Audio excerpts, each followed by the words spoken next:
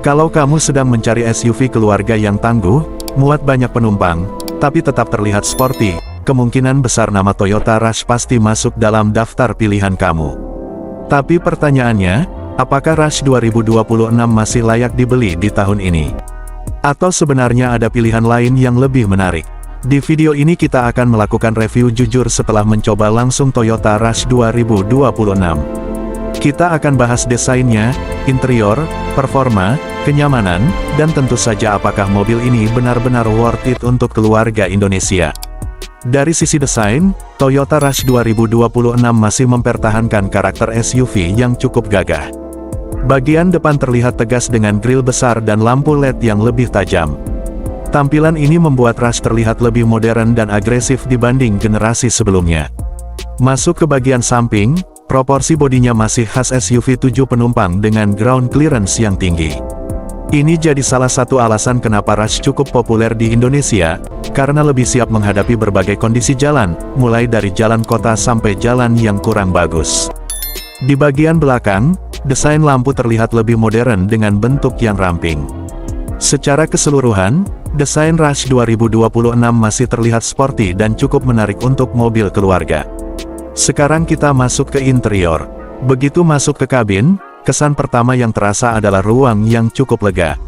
Rush masih menawarkan konfigurasi 7 penumpang, yang berarti mobil ini cocok untuk keluarga. Dashboard terlihat modern dengan layar infotainment yang cukup besar di tengah.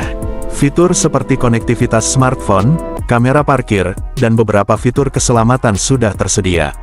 Walaupun materialnya masih didominasi plastik keras, desainnya cukup rapi dan tidak terasa murahan.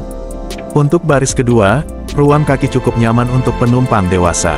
Sedangkan baris ketiga lebih cocok untuk anak-anak atau perjalanan jarak pendek, yang sebenarnya masih cukup normal untuk SUV di kelas ini.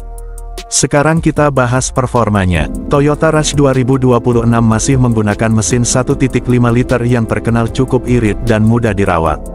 Tenaganya memang tidak bisa dibilang sangat kuat, tapi cukup untuk penggunaan sehari-hari di dalam kota maupun perjalanan luar kota. Saat digunakan berkendara, suspensinya terasa cukup nyaman untuk mobil keluarga. Mobil ini juga cukup stabil saat melewati jalan bergelombang.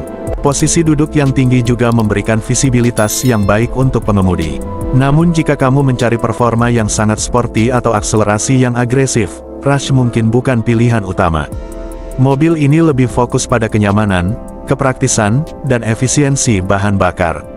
Sekarang pertanyaan pentingnya, apakah Toyota Rush 2026 masih layak dibeli? Jika kamu mencari SUV 7 penumpang yang tangguh, irit, mudah dirawat, dan punya resale value yang kuat, Rush masih menjadi salah satu pilihan paling aman di kelasnya. Tapi jika kamu lebih mementingkan interior yang lebih premium atau teknologi yang lebih canggih, mungkin ada beberapa kompetitor yang bisa dipertimbangkan. Kesimpulannya, Toyota Rush 2026 tetap menjadi SUV keluarga yang solid. Tidak sempurna, tapi sangat cocok untuk kebutuhan keluarga yang mencari mobil praktis, tangguh, dan terpercaya. Jadi menurut kamu, apakah Toyota Rush 2026 masih worth it dibeli di tahun ini? Tulis pendapat kamu di kolom komentar, dan jangan lupa subscribe untuk review mobil lainnya.